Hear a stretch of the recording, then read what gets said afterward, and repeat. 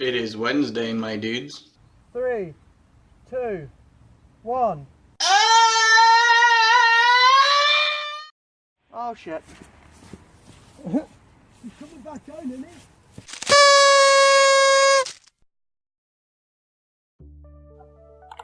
In this video, we're going to run the simulation on a version of Alpha Centauri in which we employ different control systems. So firstly, open KingsRockSim again, there it is. You'll see there are additional files to the left now. AC control test with AC standing for Alpha Centauri. We'll run through the simulation just with the original Alpha Centauri rocket design and simulation input data set. We'll skip to the end of that. We now have data for the original Alpha Centauri design. Now we're going to rerun simulation. So hit Y for yes and enter. And now it will ask us a few questions once more. Do we want to import simulation input data? Yes. And we're going to use the same simulation input data file, so yes once more. We're going to import the same rocket design, so yes and yes again. And all these other settings will remain the same. We'll use the same engine file, use the Barrowman equations. But once it gets to control systems, the first one we're going to try is gimbaled thrust, where you gimbal the nozzle and it directs the thrust to try and force the rocket to stay on a vertical trajectory. So type yes to use a control system.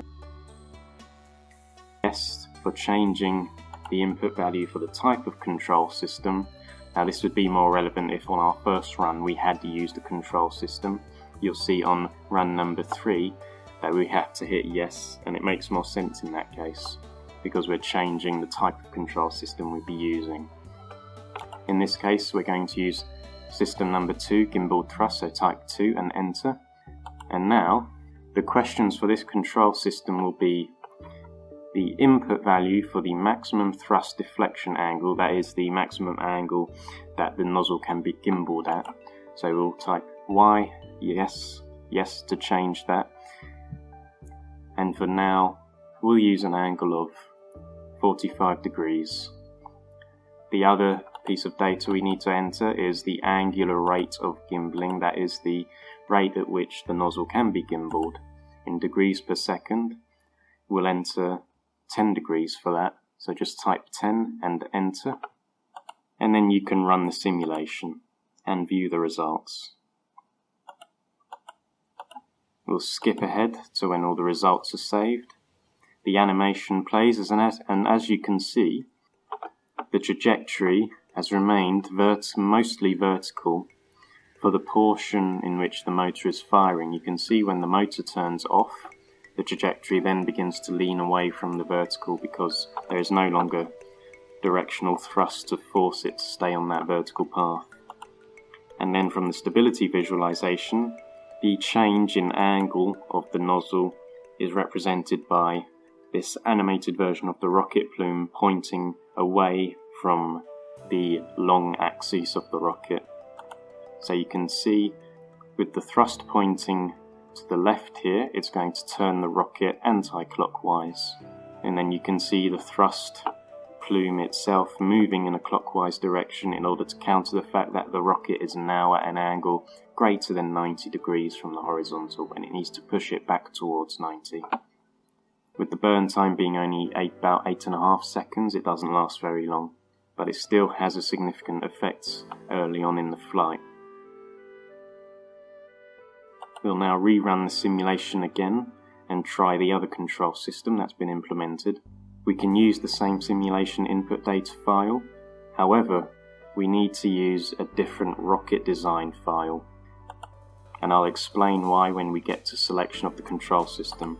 So we're going to use the AC control test rocket design file, as you can see on the list on the left, with its associated component and component names files. So type AC control test and hit enter.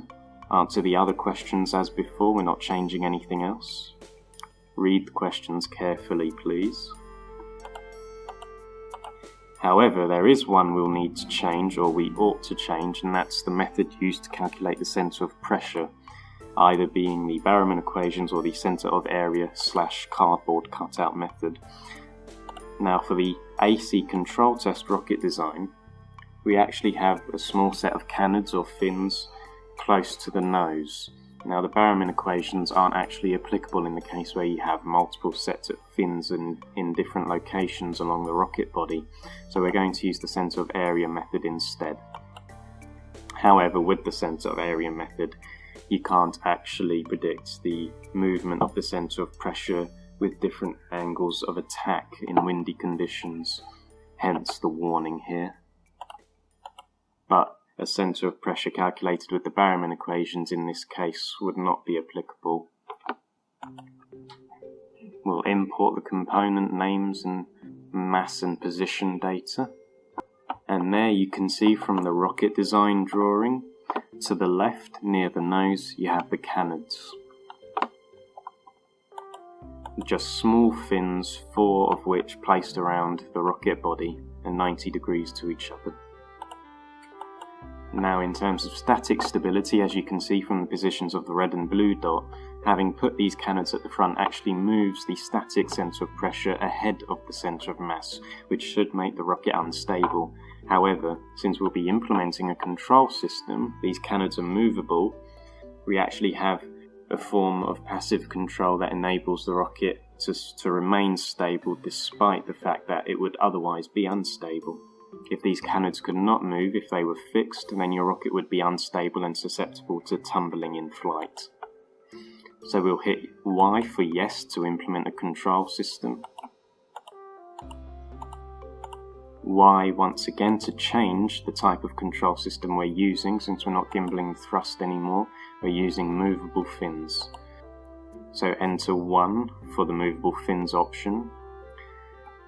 And now we need to enter a value for the set number of the fins that are controllable in this case. We hit Y to change that number and enter the number 1 to select the set of fins that are closest to the rocket nose.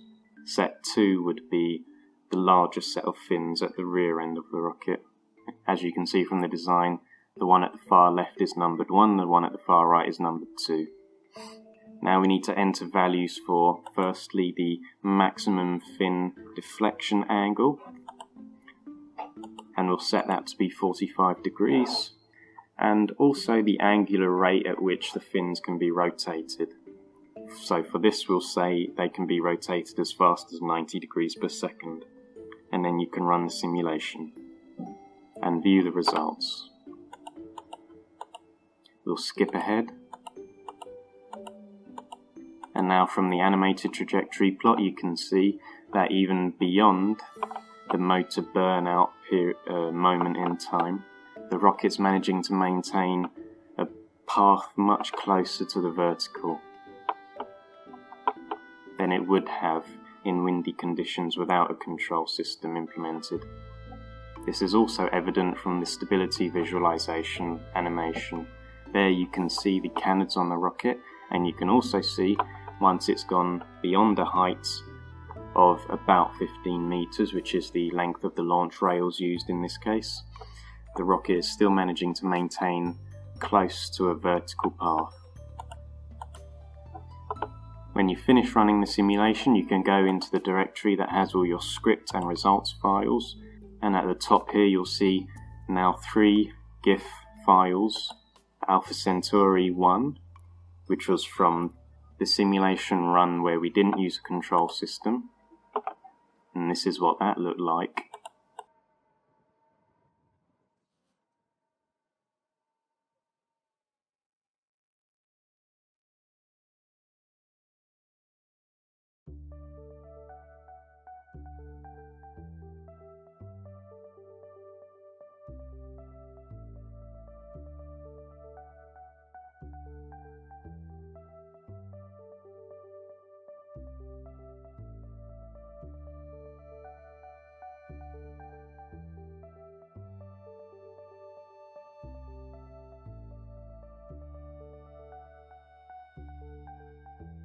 And then Alpha Centauri Animation 2 was from when we used nozzle gimballing as a control system.